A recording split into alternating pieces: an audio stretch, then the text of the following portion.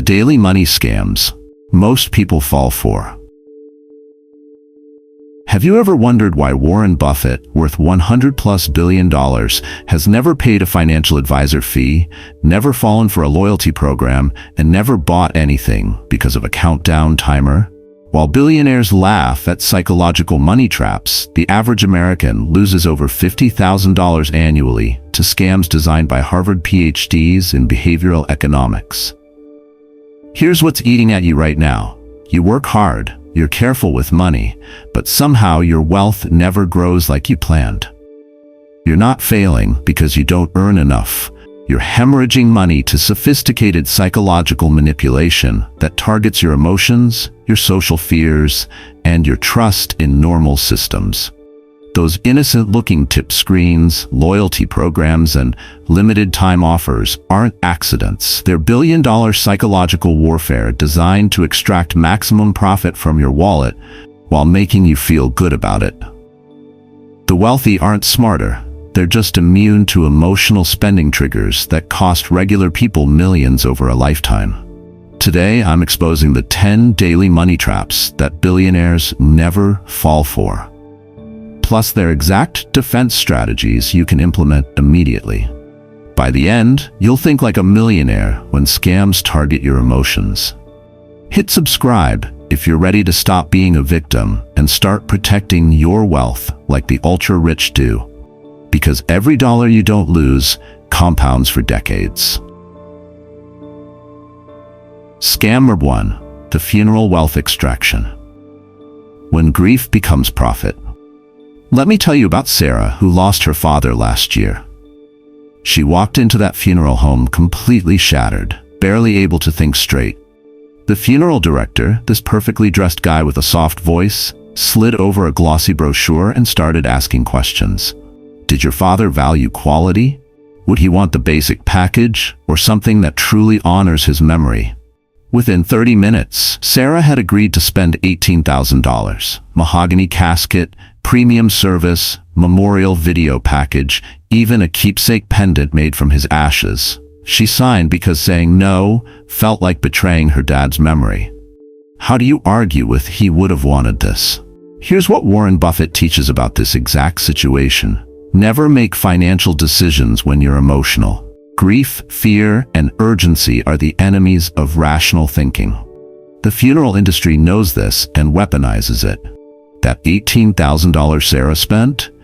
A direct cremation would have cost $1,200. Same dignity, same respect, $16,800 less manipulation. But nobody told her that because the funeral director makes zero profit on simple cremation.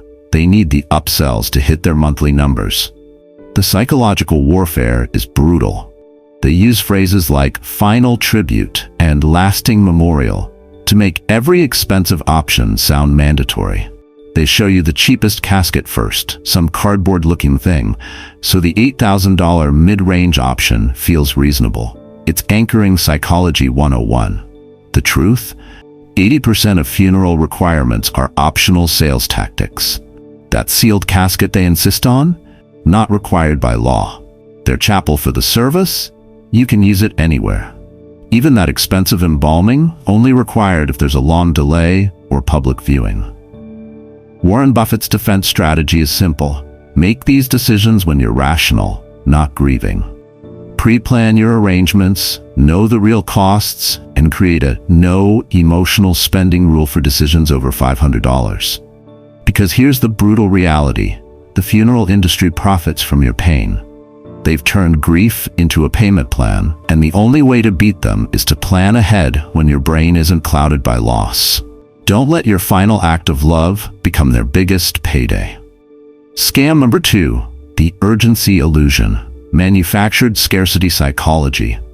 My friend Jake called me panicking last month. Dude, there's this amazing online course, but it ends tonight at midnight. I need to buy it now or I'll miss out forever. He dropped $2,000 on his credit card for a limited-time marketing course. Guess what happened 2 weeks later? Same course, same price, same ending tonight countdown timer. Jake had been played by one of the oldest psychological tricks in the book.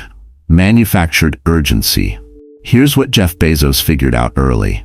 The best decisions are made with long-term thinking, not artificial deadlines. While regular people panic buy because of fake timers, billionaires laugh at urgency tactics. The psychology is brutal but simple. Scarcity hijacks your primitive brain, the same part that helped our ancestors survive when food was actually limited. When you see only 2 left, your survival instincts scream, grab it now or starve later. But we're not hunting mammoths anymore. We're shopping online, where inventory magically replenishes every 24 hours. I started tracking these urgent deals for fun. That software with 24 hours left, available at the same price 6 months later. Those last 3 items on Amazon, still showing last 3 items weeks later. The travel website screaming, book now, prices going up. Same rates the next day. These companies hire behavioral psychologists to design maximum FOMO. They know that urgency shuts down your logical brain and activates impulse buying. The countdown timer isn't tracking real scarcity, it's counting down to your next paycheck when you'll have money to spend again. Jeff Bezos' counter-strategy is brilliant, the 72-hour rule. Any urgent purchase waits 3 days minimum. If it's a real opportunity, it'll either still be available or something better will appear. If it's a scam, the fake urgency will reset and you'll feel stupid for almost falling for it. I've saved thousands using this simple rule. Bookmark the item, set a phone reminder for 72 hours later. I guarantee you'll laugh at 90% of those once-in-a-lifetime deals when you see them again next week with the same desperate countdown timer. Because real opportunities don't need fake deadlines, they just need your attention when you're thinking clearly. Scam number 3, the loyalty trap. When rewards become chains. My cousin Lisa is obsessed with her Starbucks app. She'll drive across town, skip cheaper coffee shops, and order drinks she doesn't even want just to hit gold status. Last month, she spent $147 to earn a $5 free drink. When I pointed out the math, she said, "But I'm only 50 points away from my next reward."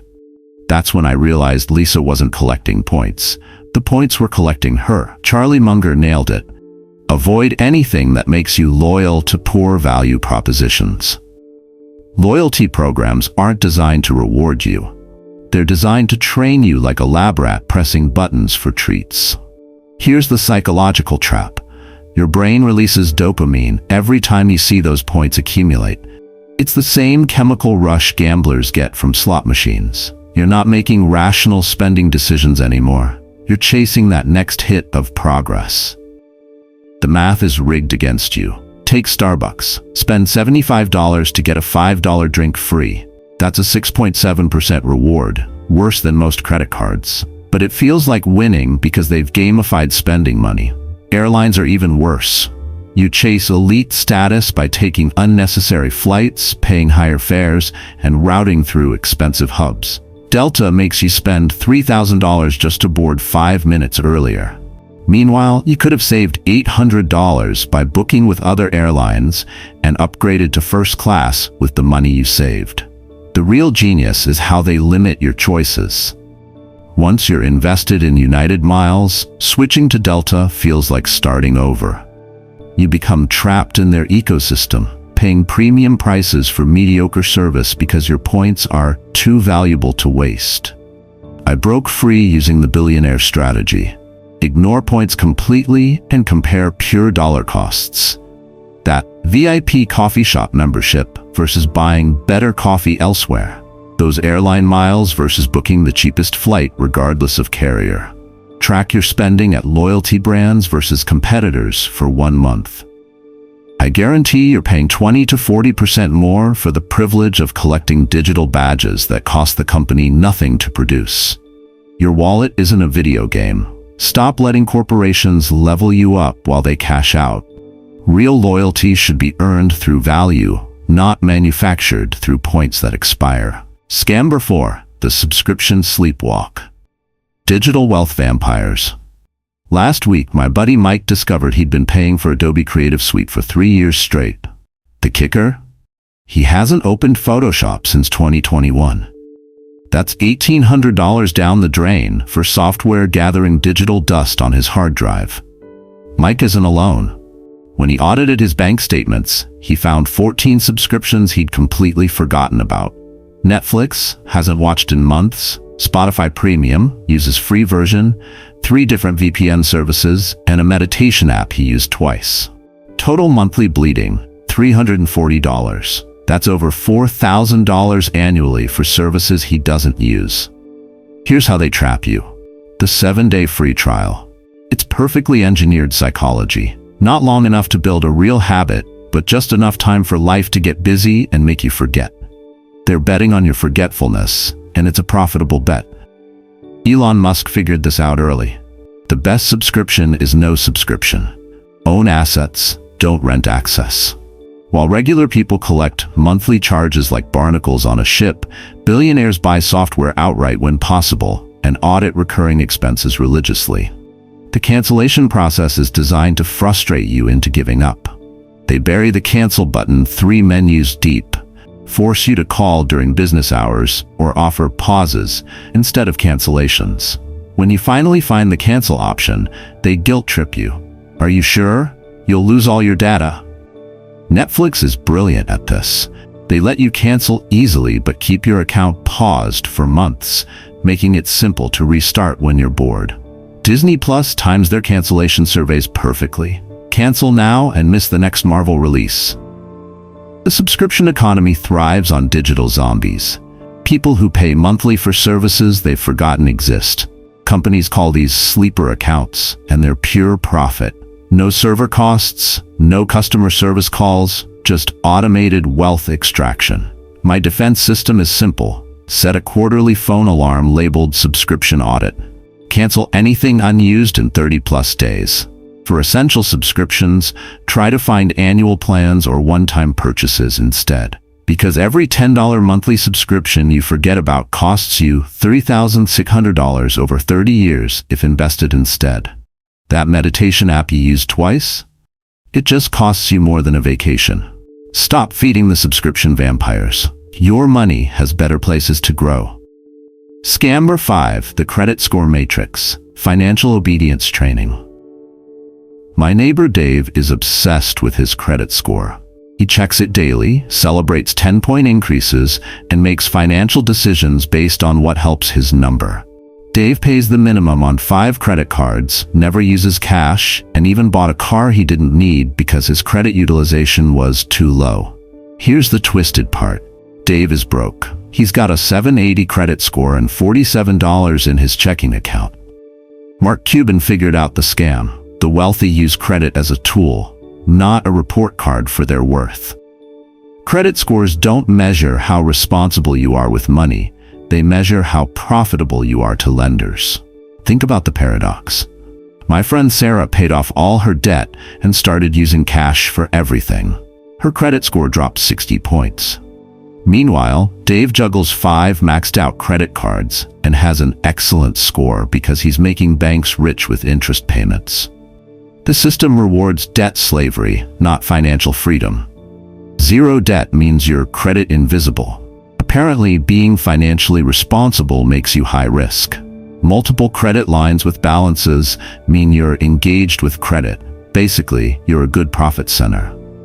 The monitoring industry is even worse. They charge you $15 monthly to watch a number that measures your value to debt collectors. Credit Karma seems free until you realize they're selling your data and pushing loan offers based on your score anxiety. The real kicker? The scoring algorithms are proprietary trade secrets owned by private companies. You're being judged by rules you never agreed to, calculated by formulas you'll never see, monitored by corporations you never chose. Here's how billionaires think about credit. Use it strategically for leverage and rewards. Pay it off completely every month and ignore the score obsession. They focus on net worth, not credit metrics. My strategy is simple. Maximize cashback credit cards, pay full balances monthly, and check my score maybe twice a year. I'm not optimizing for some algorithm's approval. I'm building actual wealth. Stop performing for the credit score theater. Your bank account balance matters more than your credit score badge. Because financial freedom means nobody grades your money decisions except you. Scam number 6, the resume theater. Digital job application illusion. My friend Kevin spent 6 months perfecting his resume. Different fonts, keyword optimization, ATS-friendly formatting. He even paid $300 for a professional resume writer. Kevin applied to 247 jobs and got exactly 3 phone calls. Meanwhile, his college roommate landed a $90K job through a LinkedIn connection he made at a coffee shop. That's when Kevin realized he'd been performing in a theater where most of the audience seats were empty. Richard Branson nailed it. The best opportunities come through relationships, not applications. While regular people obsess over resume formatting, successful people build networks that bypass the entire system. Here's the brutal reality. 70% of jobs are never posted publicly.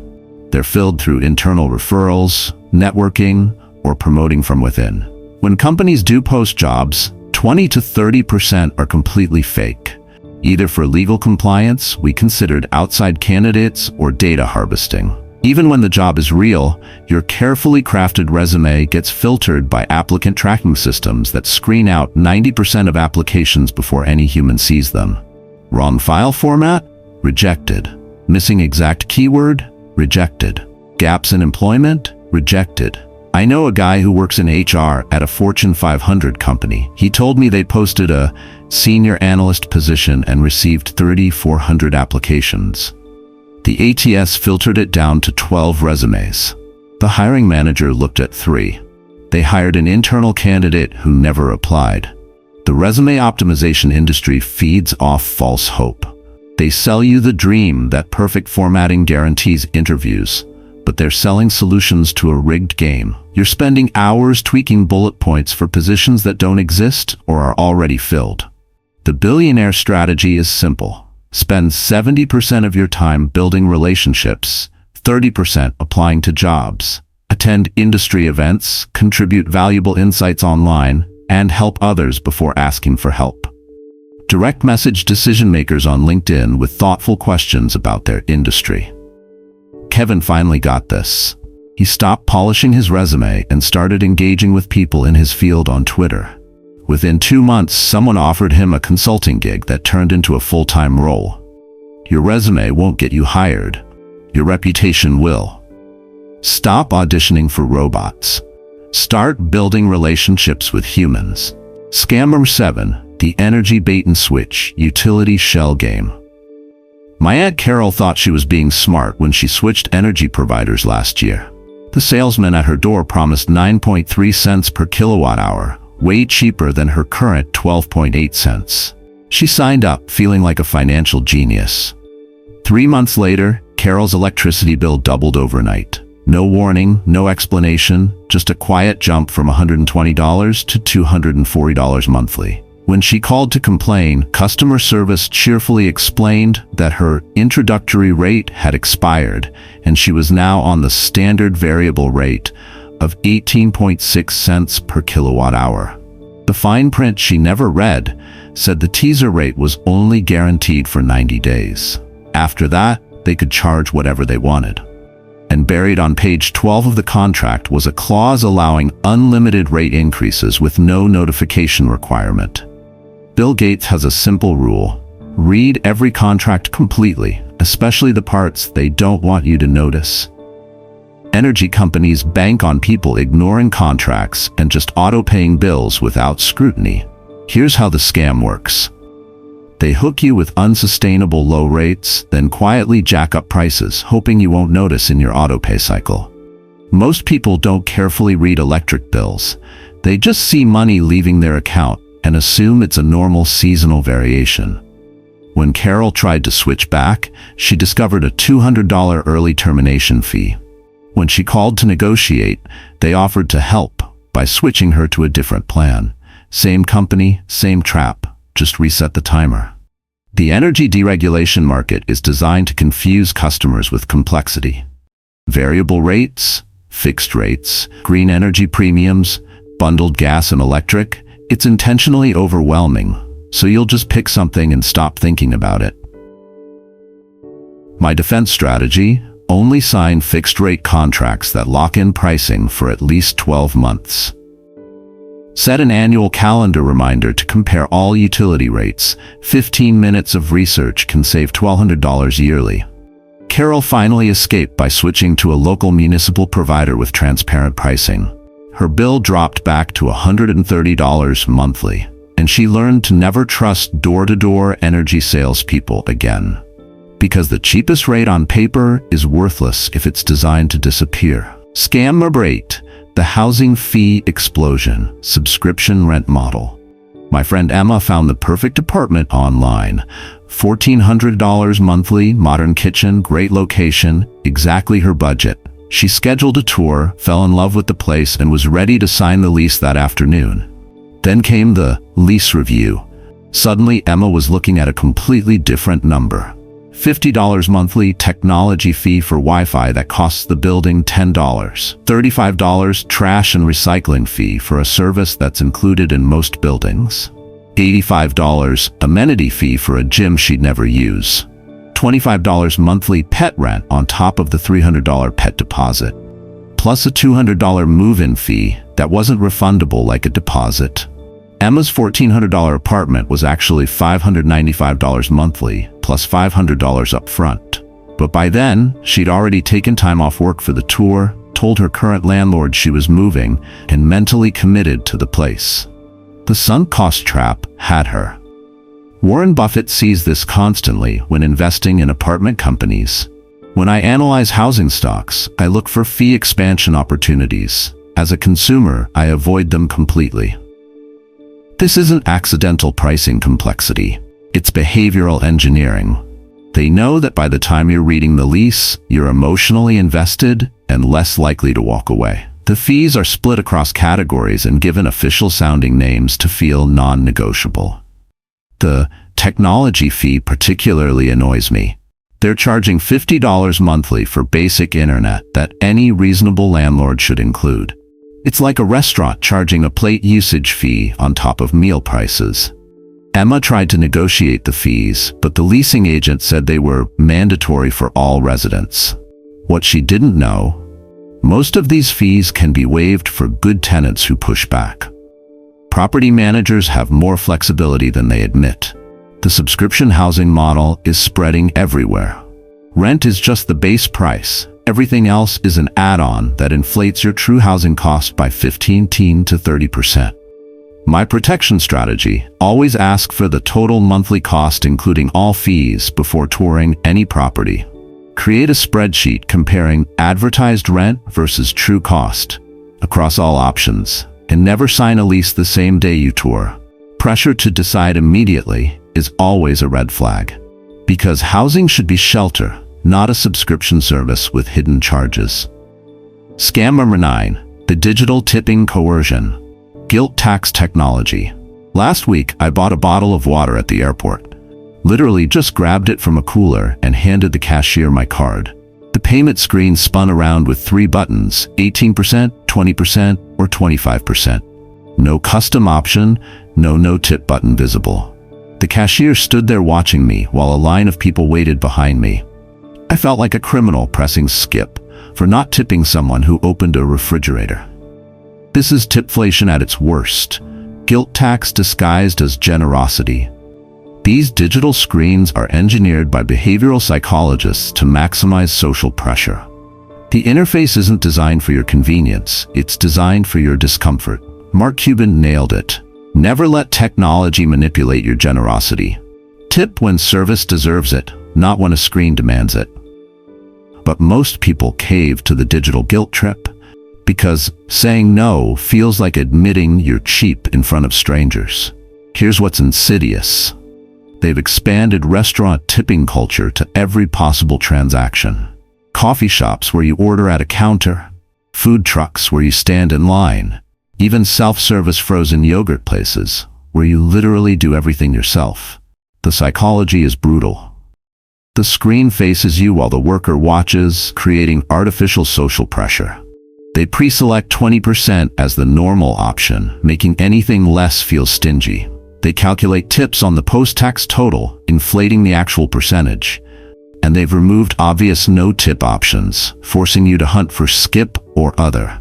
My barista friend told me the truth. At most counter service places, workers get paid full wages plus tips. It's not like restaurant service where tips supplement below minimum wage base pay. You're essentially paying extra for someone doing their regular job. I developed a simple rule. I tip based on actual personalized service received, not screen pressure.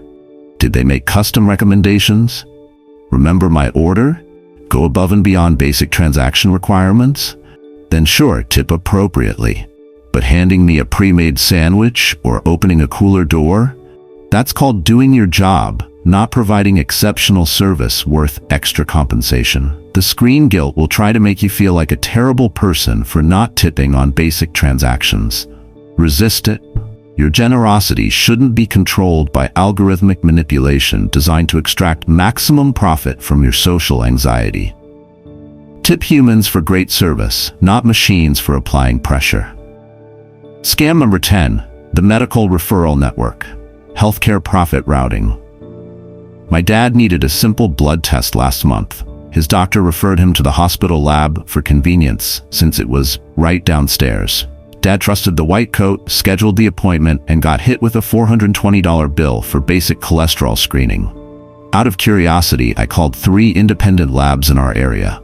Same exact test. $65 at LabCorp, $55 at Quest, $48 at a local clinic. Dad's doctor had sent him to the most expensive option available, the hospital lab that probably gives kickbacks to referring physicians. Warren Buffett figured this out when investing in healthcare companies. In healthcare, follow the money trail to understand recommendations. Most patients don't realize that medical referrals often flow through profitable partnerships, not patient best interests. Here's how the system works. Your doctor refers you to a specialist, imaging center, or lab within their network.